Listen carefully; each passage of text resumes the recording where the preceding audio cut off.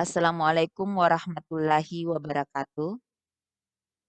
Masih kita berbicara masalah trigonometri. Di trigonometri ini yang kita bicarakan adalah masih berkaitan dengan rasio trigonometri. Sinus, kosinus, tangen, kosekan, sekan, kotangen pada segitiga, siku-siku. Kemudian untuk KD keterampilannya yakni menyelesaikan masalah kontekstual yang berkaitan dengan rasio trigonometri, sinus, kosinus, tangen, kosekan, sekan, dan kotangen pada segitiga, siku-siku.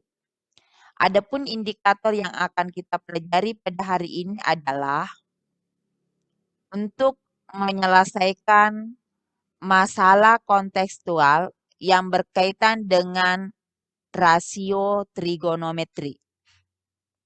Sebelum menyelesaikan soal-soal, saya ingatkan kembali materinya. Ini ada segitiga siku-siku, siku-siku di C. Kemudian ada sudut alfa. Yang A ini A kecil atau sisi BC itu adalah sisi depan sudut alfa. Kemudian yang B kecil atau sisi AC atau depan sudut B adalah B. Ini adalah sisi samping dari sudut alfa. Jadi ini B kecil adalah sisi samping. Kemudian C-nya atau sisi AB adalah sisi di depan sudut siku-siku yang disebut dengan sisi miring.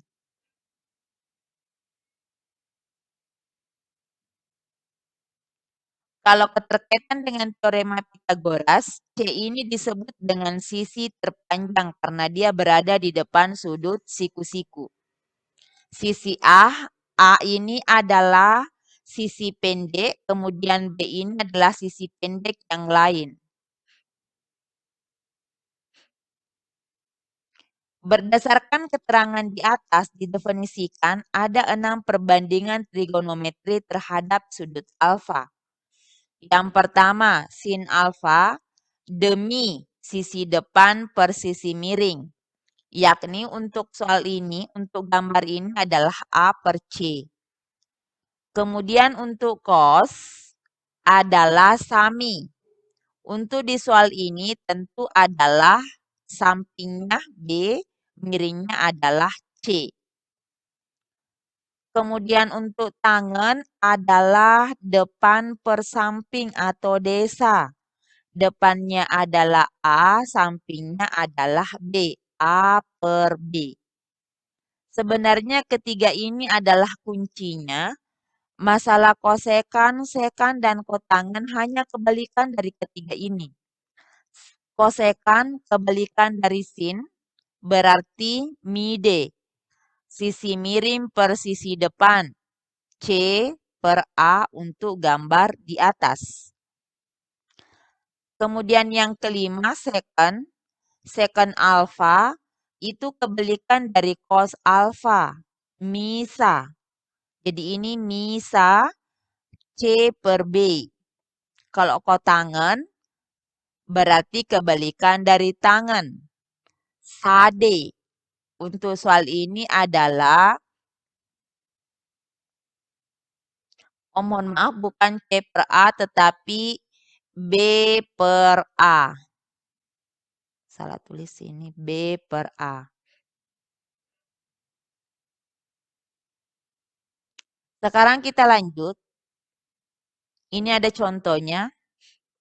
Tentukan nilai dari keenam perbandingan trigonometri untuk segitiga siku-siku ABC pada sudut alfa gambar berikut. Ini ada sudut alfanya. Jadi kita kenali dulu gambarnya. Yang pertama kita lihat dulu gambarnya, yang mana samping, yang mana miring, yang mana depan. Jadi itu ada 3 yang perlu dipahami untuk segitiga siku-siku pada perbandingan trigonometri. Depan, samping, dan miring. Lihat dulu sudut yang ada. Kalau ini terhadap sudut alfa berarti ini depannya adalah 5. atau BC, atau dia disebut dengan sisi pendek. Jadi ini sisi depan. Yang angka 6 ini adalah karena B ini bukan sudut siku-siku, berarti 6 ini adalah sisi samping. Sisi samping dari alfa atau AC itu disebut dengan sisi pendek yang lain. Kemudian berikutnya ada sisi miring atau AB. Sisi miring atau AB ini untuk mendapatkan AB, sisi miringnya, karena ini depan sudut, bisa kita gunakan dengan sudut, bisa menggunakan dengan teorema Pythagoras. Dengan sudut, rumusnya adalah sisi depan pangkat 2 ditambah sisi samping berpangkat 2. Tetapi kalau dengan teorema Pythagoras disimbolkan dengan sisi panjang. Sisi panjang pangkat 2 sama dengan sisi pendek pangkat 2 ditambah sisi pendek lainnya. Sisi depan untuk soal di atas adalah diwakili oleh BC, atau sisi pendek diwakili oleh BC. Kemudian AC ini adalah sisi samping, atau dengan teorema Pythagoras adalah sisi pendek lainnya. Jadi cara penyelesaiannya sama, cuma penyebutannya yang berbeda. Dengan sudut maupun dengan teorema Pythagoras. BC pangkat 2 ditambah AC pangkat 2. BC-nya adalah 5, jadi 5 pangkat 2. AC-nya adalah 6, jadi 6 pangkat 2. 25 tambah 36 adalah 41.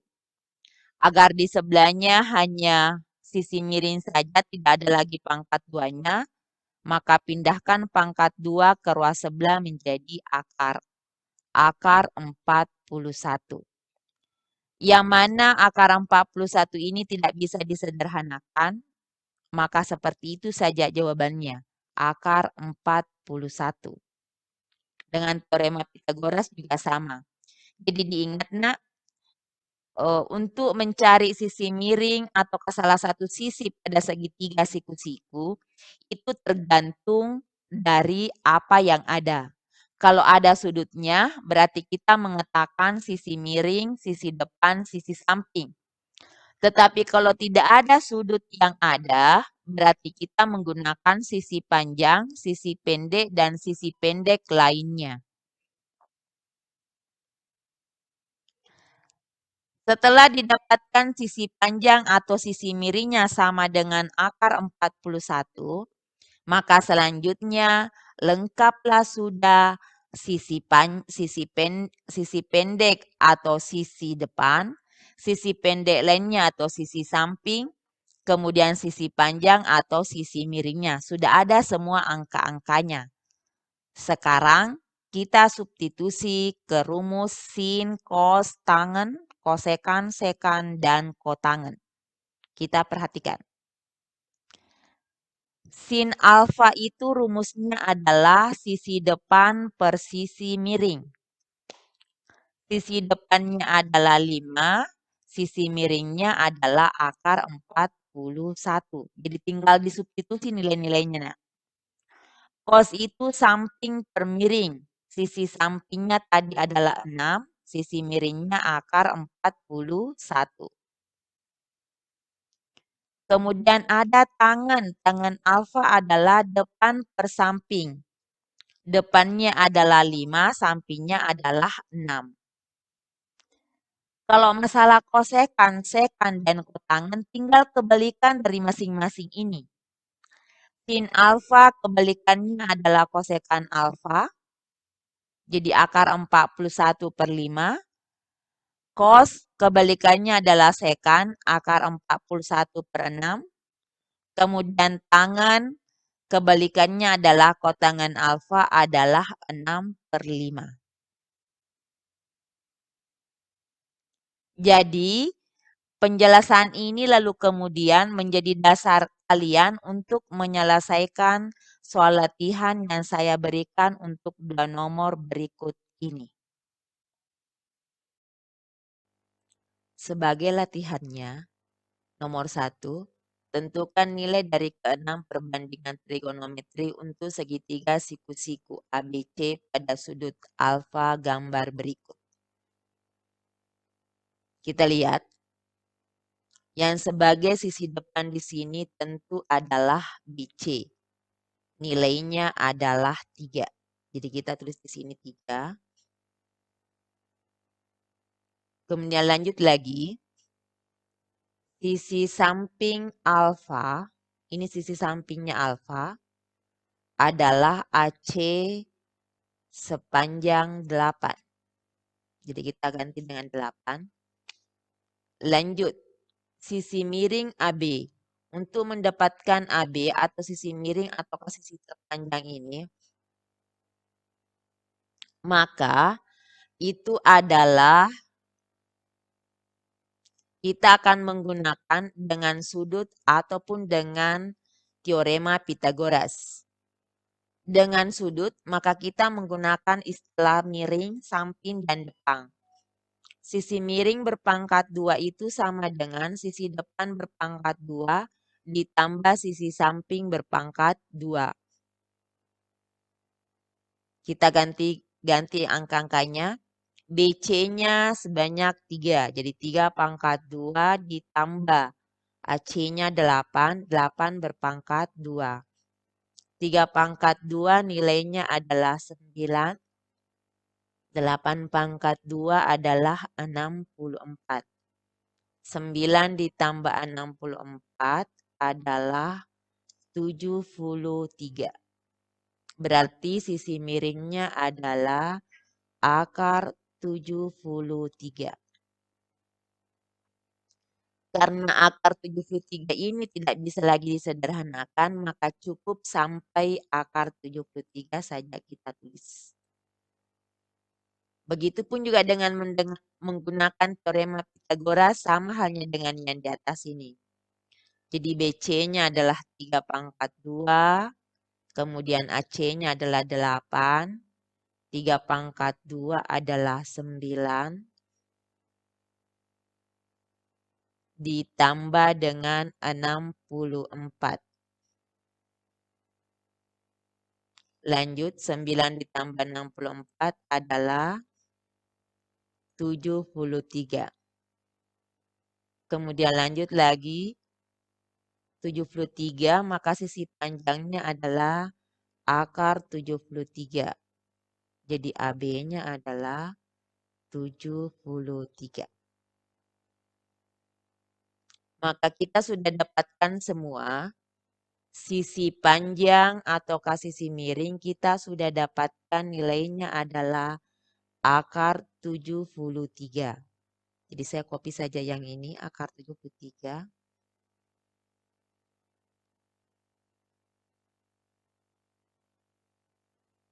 Lanjut. Setelah itu,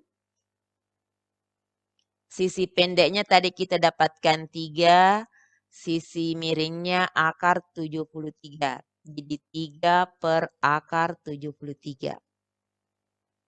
Jadi didapat di sini adalah 3 per akar 73. Lanjut lagi, cos-nya adalah, sisi sampingnya adalah 8. Jadi 8 per akar 73.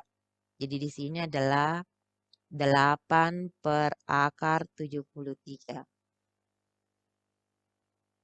8 akar 73. Maka tangannya adalah depan per samping, berarti nilainya di sini adalah 3 per 8. Maka didapat 3 per 8. Begitupun juga dengan kosekannya.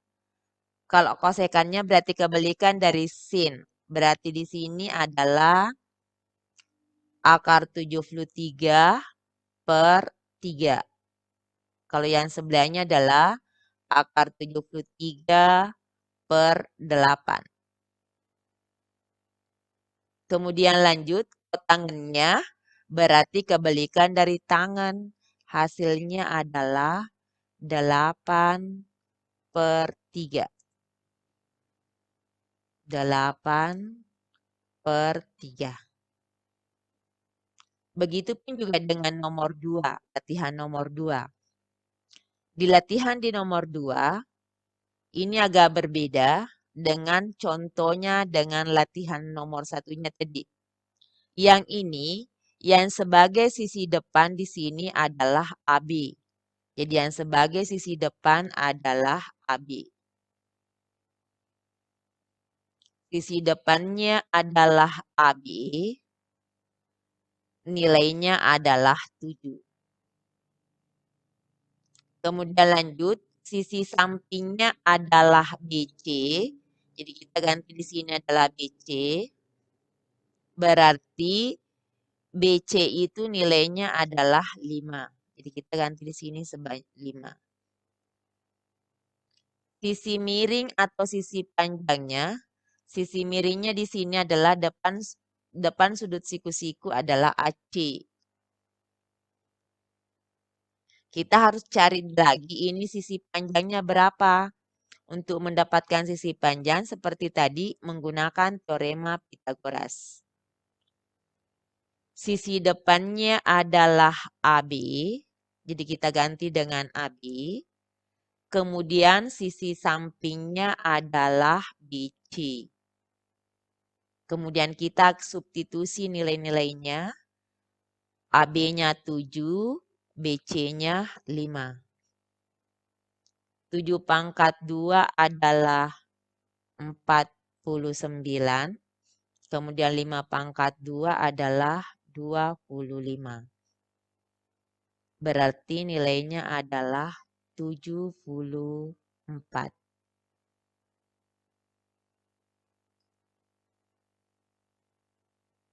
Kemudian sisi miringnya adalah akar 74. Tidak ada juga kuadrat murni yang membagi ini, maka tetap kita tulis sisi miringnya tadi adalah bukan AB ya, tetapi sisi miringnya di sini adalah AC. Kita ganti di sini AC. Berarti sisi miringnya adalah akar 74. Sama halnya dengan yang di atas, jadi kita tinggal copy paste. AB pangkat 2 ditambah BC pangkat 2. AB-nya adalah 7, BC-nya adalah 5. 7/2 nilainya adalah 49. 5/2 nilainya adalah 25. Hasilnya adalah 74. Agar sisi panjang saja yang kita cari, berarti pindahkan pangkat 2 menjadi akar. Jadi AC itu sama dengan akar 74. Nah, setelah didapatkan sisi depan, sisi miring, dan sisi samping, lalu kemudian tinggal disubstitusi ke rumus yang ada. Untuk mencari sin, sisi depannya tadi didapat adalah 7, sisi miringnya adalah akar 74. Jadi kita copy paste saja ini, akar 74.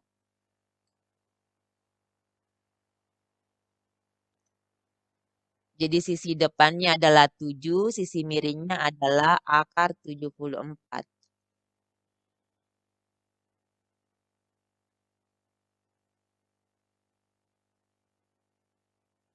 Sisi depannya tadi adalah 7. Jadi kita ganti 7. Kemudian sisi miringnya adalah akar 74. Sisi sampingnya adalah 5. Iya, sisi sampingnya adalah 5. Jadi kita ganti di sini adalah 5. Kemudian sisi miringnya adalah 74. Berarti tangannya sisi depan per sisi samping. Sisi depannya adalah 7, Sisi miringnya adalah 5. Gitu saja. Sekarang kosekannya berarti kebalikannya dari sin. Sin akar 74 per 7. Kemudian sisi miringnya adalah akar 74. Sisi sampingnya adalah 5. Oke, lanjut lagi kebalikannya dari tangan adalah berarti 5 per 7. Saya pikir cukup pertemuan hari ini. Saya akhiri. Assalamualaikum warahmatullahi wabarakatuh.